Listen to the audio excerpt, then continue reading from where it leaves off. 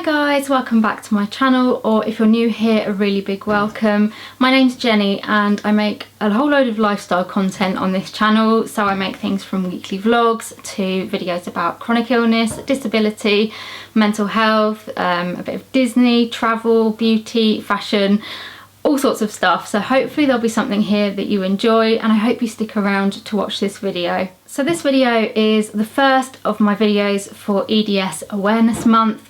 If you don't know what EDS is, it stands for Ehlers-Danlos Syndrome, and I will link below all of the other videos I've ever made about EDS so that you can find out a little bit more. This year, again, like I did last year, I have managed to get some brilliant people with EDS to talk on the video with me, because I felt like rather than just listening to me talk about stuff, it was much better to hear the voices of lots of different people. So firstly, I want to thank everybody that has taken part, or everybody that showed an interest who unfortunately wasn't well enough to take part this time. Thank you so much for putting yourselves forward and for helping us to raise awareness. So yeah, this is the first video. I've got quite a few coming up this month, although they may run over into next month because I'm running a little bit late, but hopefully these videos are going to help to raise awareness of EDS and just help people to understand more what it's like to have EDS, what it's been like over the last year or so, and yeah, hopefully just get people talking about it. So in this video we are going to be talking about how long it can take to get diagnosed with EDS. It's very common among the EDS community for people to have waited a long time for their diagnosis, which you will probably see when you hear all of the different people talking about it. But yeah, we've got them all talking about the time it took, why it took that long, and hopefully this is just going to help understand why it has taken so long for a lot of people to get diagnosed, the impact that this has on people, and why this needs to change. Hi, my name is Alexis and I live with hypermobile EDS. It took me 16 years to be diagnosed, so I've had symptoms since I was a very young child, and then my symptoms got severe at 16, and EDS was first mentioned as a possibility for me when I was 14. So then I spent 2 years on a waiting list to get into genetics, where I was confirmed to have hypermobile EDS. Hey, I'm Alyssa Peters. I've been diagnosed with hypermobile EDS since 2018. It took me 6 years of fighting for my health to get a diagnosis. My name's Andy and I'm a zebra. I have hypermobile Ehlers-Danlos Syndrome. How long did it take you to get your diagnosis? That one for me is a bit of a strange one. So I have had symptoms of EDS since birth. I've always been hypermobile. I had flat feet. I had a heart problem when I was born. I had a murmur, and that has never gone away. So nobody actually diagnosed me until 2018, very start of 2018. However, I only went to, I think, 2 doctors, and the second doctor was the one that diagnosed me. But I went with a wealth of information and research that I'd done myself, and basically walked into the doctor's office the second time and said, I have this thing called EDS. Here are all the symptoms that I have that match up with the diagnosis. You need to do something. And the doctor looked at me and said, I don't know anything about this. Let me do some research and I'll get back to you. And she did. And she confirmed that I had hypermobile EDS. Hi, my name's Demeta and I have classic EDS. Was not diagnosed with EDS until I was about 38 years old. But looking back on my childhood, I had a lot of pain, like in my joints and in my feet, and gastrointestinal issues. But I just figured everybody went through that, so never really thought much about it. And I was very active in sports growing up. I joined the Air Force when I was 20, and I served for 12 and a half years. I started having a lot of problems about 4 years before getting out. And, I started fainting. I started having a lot of food allergies that developed. Just my pain from head to toe. And I had all kinds of testing done while I was in the Air Force, from CT scans to MRIs to bone scans, but they never really found anything. And so other than degenerative disc disease, and then I was diagnosed with fibromyalgia, and then situational depression. And so it wasn't until about 6 years after I got out of the military, and I had seen several doctors in between, but so then I went to a pain management doctor at the VA in Atlanta. We were living in Georgia at the time. And about 10 minutes into my appointment, the doctor did some testing on me. She had me do different things, and it was the Baton scale. And so she's like, you know, you have Ehlers-Danlos Syndrome, you have EDS. And so I was like, okay, well, what is that, you know? And so she said, I really think that's what's causing a lot of your pain. And I was like, okay. And so she basically, what she told me, the way she described EDS was that my joints are more like somebody that's in their 50s versus their late 30s.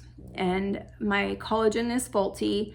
And so I just basically have a lot more wear and tear on my joints than the average person that's my age. So it wasn't until several years later, I moved up to Alaska, and I started having a lot more pain. Like, my pain progressed really quickly. And so it wasn't until a little later, you know, the comorbidities that go with EDS, gastro stuff and food allergies and all of that, I was later diagnosed with postural orthostatic tachycardia syndrome and mast cell activation syndrome as well, and found out later that a lot of people with EDS have these other two things.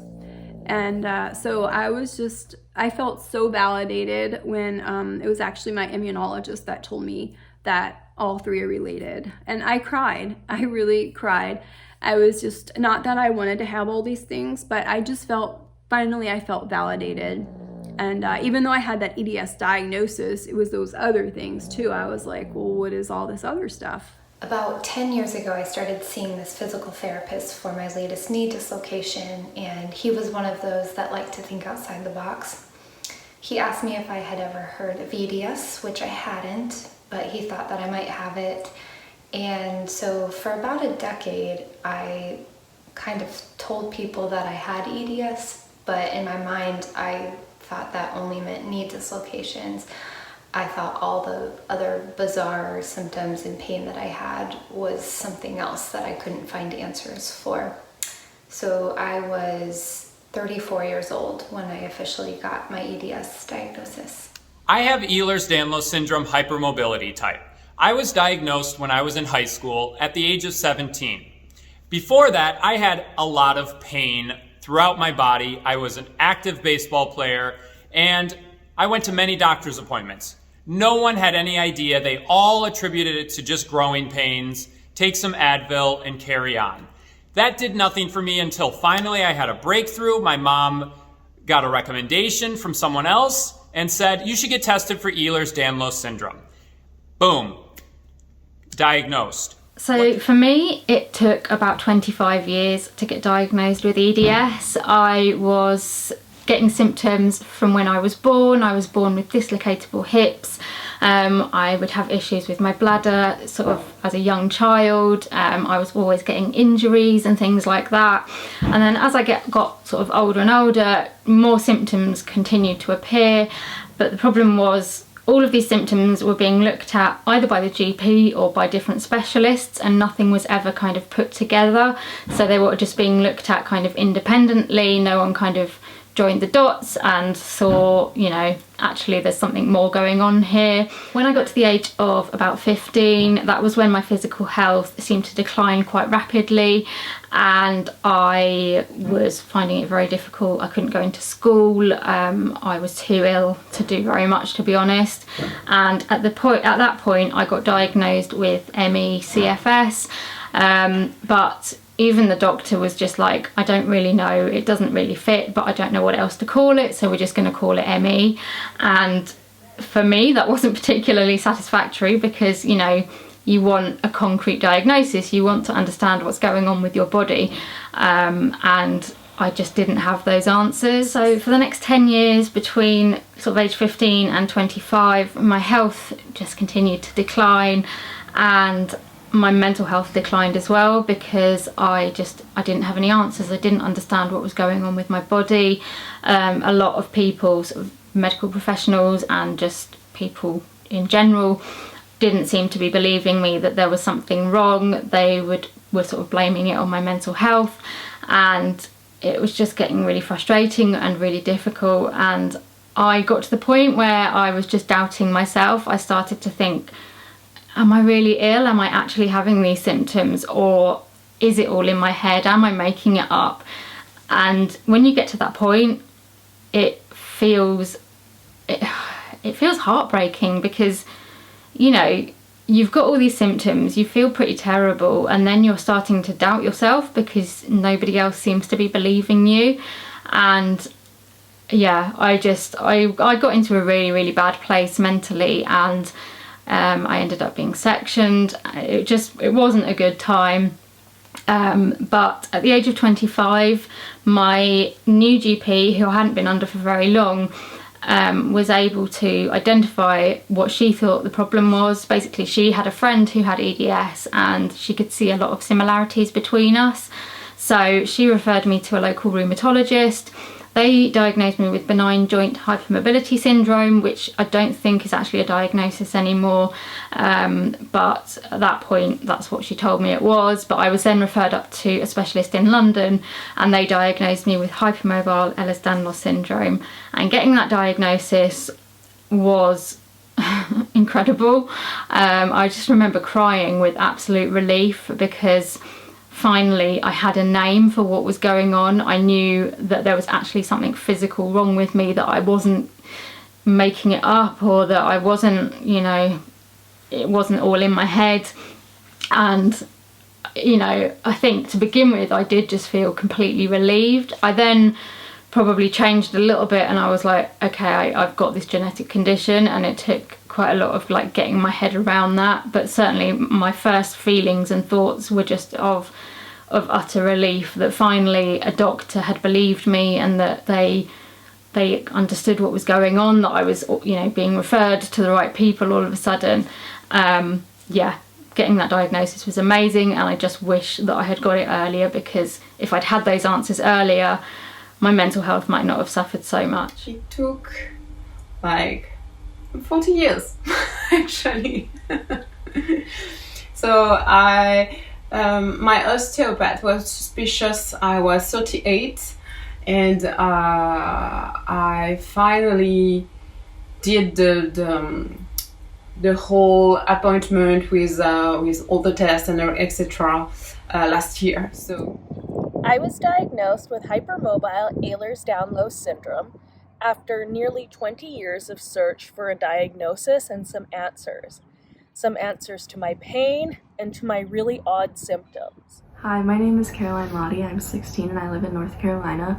Growing up, I have always been very active. I had done gymnastics since I was 2, and I'd also run track. About the fall of 2019, I started to have frequent subluxations in my right shoulder, which I wasn't really taken by surprise, because subluxations had always been a thing in both of my shoulders. I never really thought much of it, you know, I always thought it was like a cool party trick, you know, I was just double jointed, until that fall it started to become a problem. I was picking up my backpack one day at school and my shoulder just subluxed, and I was able to get it back in place, but ever since then it had been super frequent. And so I was sent to see an orthopedic surgeon, who then referred me to another surgeon who suggested physical therapy. I did physical therapy, but I couldn't do even like the basic starting exercises without a subluxation occurring. So he suggested surgery. We did the surgery, all was well. I was in physical therapy. Then my left one started to sublux, did the same surgery on that one. This time the recovery was very slow and more painful, and ultimately that one failed. I was still having subluxations in my left shoulder. So he went back in and placed more anchors inferiorly to try and tighten up the shoulder capsule more. And while I was in physical therapy for the second surgery on my left one, my right one started to sublux, and then everything just went downhill from there. My left one is now subluxing.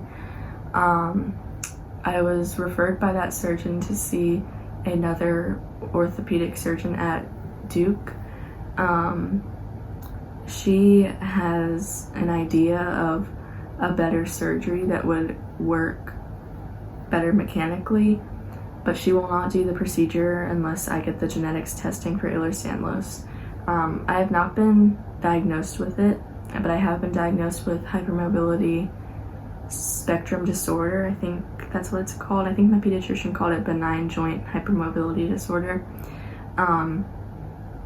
Over the summer, whenever I was talking to my pediatrician about this at just a wellness checkup, she sent in a referral for me to see a rheumatologist, and I went to the rheumatologist, and the rheumatologist said that I have most of the markers for EDS, and that genetics testing would be a good idea. At that time, we didn't really look into genetic testing because my parents were afraid that insurance wouldn't cover it, or if the Affordable Care Act ever got appealed, that the insurance, my health insurance, would go up, which shouldn't be an issue in America, but it is. So I am waiting on an appointment with the geneticist right now, and we'll see if I have EDS. If I don't, I will be so thankful for that. But I know that living with even a hypermobility syndrome is similar to living with EDS, maybe not as severe. I've been aware of different symptoms since I was 19, but actually I didn't know that they were all caused by the connective tissue disorder, and only in 2020 an orthopedist told me that it was it. And so I started research and tried to find the geneticist, and I got diagnosed in less than a year actually. This answer is very sad, because I had symptoms for so many years since I was little, and despite going to multiple doctors, my diagnosis really came too late, when there was already too much damage to my health. So I'm 22 years now, and my journey starts when my first diagnosis came, and it was dysautonomia 2 years ago. And now, just 3 months ago, the others have arrived, thanks to the most important one, that was the EDS, or the Ehlers-Danlos Syndrome. And after of that, just all the others comorbidities make sense. The gastrointestinal issues, craniocervical stability, the seizures, the QRE malformation, the ADHD, borderline autism, and the multisystemic atrophy. So how long? Let's say maybe 21 years or 22. That's very bad. Si ven, desde siempre tuve algunos síntomas. Me tardé 10 años en ser diagnosticada desde que empecé a buscar respuestas activamente. Fue hace aproximadamente 10 años cuando me di cuenta que mis síntomas ya estaban afectando mi funcionalidad de todos los días, lo que me llevó a buscar respuestas. It took me about 4 to 5 years to get a diagnosis. So, I first experienced severe symptoms when I was 13, 14. I used to dance ballet from ages 4 to 17 or 18. I stopped when the pandemic started. And when I was 13, 14, I started to experience very bad pain, especially in my hip, in my left hip, and in my back. And I told this to my orthopedist. Then he referred me to several MRIs and also to a rheumatologist. But that all came back negative, and he basically dismissed my symptoms all the times and told me that I shouldn't be in this much pain and that I'm faking it and exaggerating my pain. So eventually I switched my orthopedist, and then when I saw a new one, he basically examined me and then told me, look, your joints are very hypermobile. I don't think that this comes from ballet. I think you have EDS and you should see a geneticist. So he told me that my joints bend really far from natural range, so and that one cannot train this through ballet, and that basically the stretching in ballet obviously kind of made that worse, but the muscle I got from ballet kind of helped stabilize my joints. And then I got genetic testing, and the geneticist was actually very great with diagnosis. And yeah, so that's it for my diagnosis. It took me that long because basically my orthopedist dismissed my symptoms, but the other one was very helpful and immediately referred me to genetic testing, which I also got immediately. It only took me 2 months to get an appointment. I was diagnosed last year when I was 23 years old, but I was only actively looking for a diagnosis since I was around 17. So I would say it took about 7 years for me to actually get a straightforward answer. It took me about 12 years to get a diagnosis. I started experiencing symptoms in about the 3rd grade, so I was 10, and I didn't even hear the term Ehlers-Danlos Syndrome until I was 22, so that's 12 years. And from the time I heard the term to the time I got diagnosed, it was about 8 to 9 months. So long story short, about 12 years. I had the diagnosis hypermobility for a while since my teens, and I didn't get a set in stone diagnosis till my mid-20s. So my diagnosis experience, well, I mean, it took until last year, and I am going on 29 years old, so that's a long time to wait. I don't think I feel any shame or anger about that, but you know, there definitely were signs way early on, you know, which we see in the criteria. Lots of questions about what could you do as a kid, what were people saying about, you know, your body and its movements as a child. I think that really has to go with misinformation and people just saying, that's a flexible kiddo, or they're just athletic. So I've definitely had experience with misinformed doctors. But once I was diagnosed, which was by a geneticist, really this was self-led. I had read things, seen things, and then I kind of pursued that path. If I hadn't, I don't think I'd be sitting here with a diagnosis of much of anything. Thank you so much to all of the people who have spoken in this video. You have done amazingly well at helping to raise awareness for EDS, and I really, really appreciate your contributions. I really hope that you have found this video helpful to watch and it's helped you to just understand the obstacles people with EDS face when trying to get a diagnosis. If you have enjoyed this video and you'd like to see more from me, please give me a like and subscribe to my channel. Also hit the notification bell. That means you'll get notified every time I upload a video so you don't miss anything. Leave me a comment. Let me know whether you have EDS, how long it took you to get diagnosed, or whether you've just learned something from this video. Also, let me know if there's any other videos you'd like to see, whether they're about EDS or something else. There's plenty more EDS ones coming over the next sort of month, but do let me know if there's anything else you'd like to see. Also, come and follow me on social media. My links are in the description below, but I will put my Instagram and Twitter up here.